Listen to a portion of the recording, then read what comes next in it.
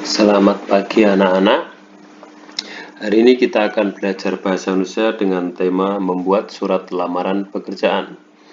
Tema ini ditujukan untuk kelas 12. Perkenalkan, nama saya Irsan Roseno.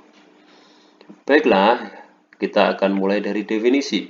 Surat lamaran pekerjaan adalah surat permohonan yang dibuat oleh pencari kerja atau pelamar pekerjaan untuk dikirimkan kepada suatu badan usaha atau instansi guna mendapatkan pekerjaan atau jabatan yang sesuai dengan lowongan pekerjaan yang ditawarkan. Selanjutnya, fungsi dari surat lamaran pekerjaan adalah sebagai tanda tertulis pengajuan permohonan pekerjaan, sebagai alat komunikasi antara si pelamar dengan yang dilamar, kemudian sebagai bahan pertimbangan karena di dalamnya ada hal-hal yang menyangkut diri pelamar yang disampaikan kepada pihak yang dilamar. Nah, kita akan berbicara tentang unsur-unsur terlebih dahulu. Yang pertama adalah tanggal surat di pojok kanan atas. Yang kedua adalah hal. Yang ketiga adalah alamat surat. Yang keempat, salam pembuka. Yang kelima, isi surat. Isi surat ini terdiri dari pembuka itu sendiri, kemudian terdiri dari isi itu sendiri, kemudian yang ketiga terdiri dari penutup. Kemudian yang keenam salam penutup, yang ketujuh adalah nama. Baiklah, sekarang kita akan bahas lebih detail mengenai unsur-unsur tersebut. Yang pertama adalah tanggal surat. Perlu diperhatikan bahwa penulisan tanggal surat ini harus sesuai di mana surat itu ditulis.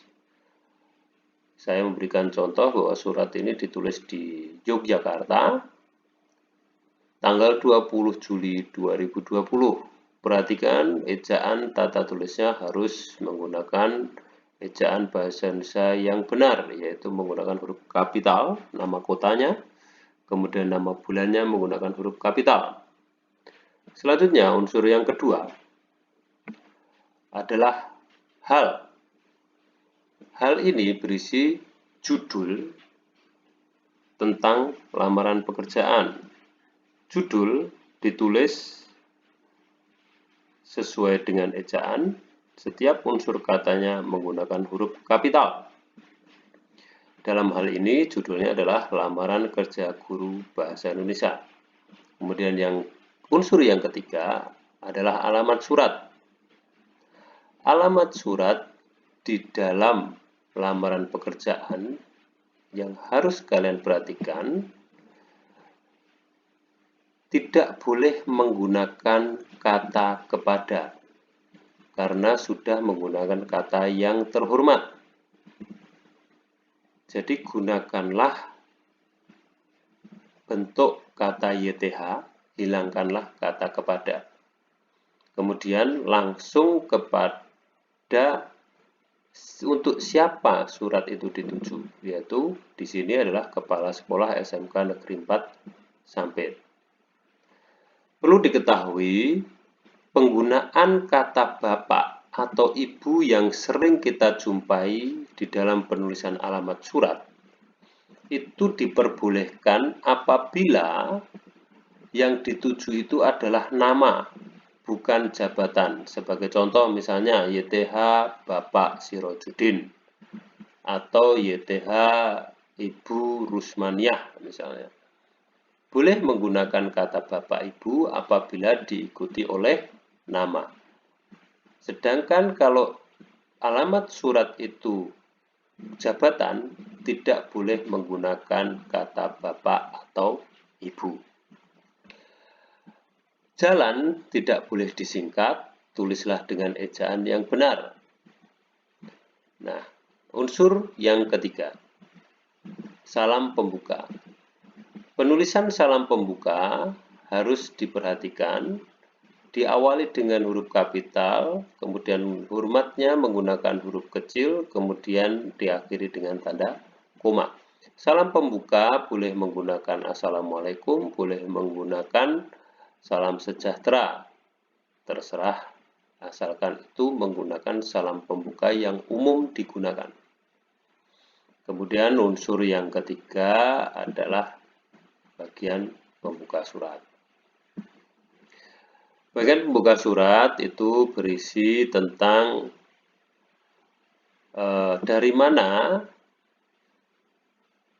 anak-anak mendapatkan informasi tentang lowongan pekerjaan dan bagian apa yang akan dilamar atau bagian apa yang akan dipilih. Coba perhatikan.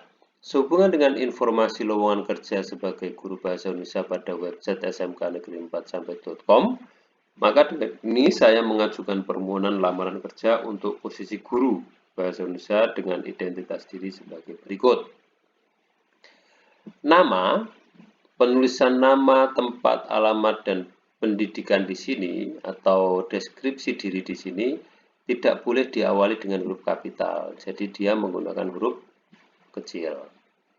Kemudian sering terjadi kesalahkaprahan dalam penulisan tempat tanggal lahir. Perhatikan, penulisan tempat tanggal lahir tidak menggunakan garis miring tetapi koma, karena tanda garis miring itu bermakna lain dengan koma. Tanda miring biasanya, garis miring biasanya digunakan sebagai makna atau, sedangkan di sini tidak bermakna atau. Nah, berikutnya ada bagian penutup. Bagian penutup, demikian surat lamaran kerja ini saya buat. Atas perhatian dan kesempatan yang diberikan, saya ucapkan terima kasih. Perlu diketahui, jangan menggunakan kata ganti nya. Sering kita jumpai ada yang menulis surat, demikian surat lamaran ini saya buat, atas perhatiannya saya ucapkan terima kasih. Tidak boleh. Kenapa? Karena kata gantinya itu adalah kata ganti untuk orang ketiga. Sedangkan surat lamaran pekerjaan adalah ditulis oleh orang pertama dan yang membaca adalah orang kedua. Jadi tidak pas jika menggunakan kata gantinya. Namun boleh menggunakan kata ganti bapak atau ibu. Misalnya atas perhatian dan kesempatan yang diberikan oleh bapak ibu, saya ucapkan terima kasih. Nah, kemudian unsur yang keenam yaitu salam penutup, hormat saya. Kemudian di sini ada tanda tangan dan yang terakhir adalah nama diri. Nah, itu tadi contoh dan pembahasan mengenai surat lamaran pekerjaan. Semoga bermanfaat. Apabila ada pertanyaan, silahkan untuk ditanyakan. Jadi kesimpulannya, unsur-unsur surat lamaran pekerjaan yaitu 1. Tanggal surat, 2. Hal, 3. Alamat, salam pembuka, isi surat, salam penutup, identitas, dan tanda tangan. Terima kasih, selamat pagi.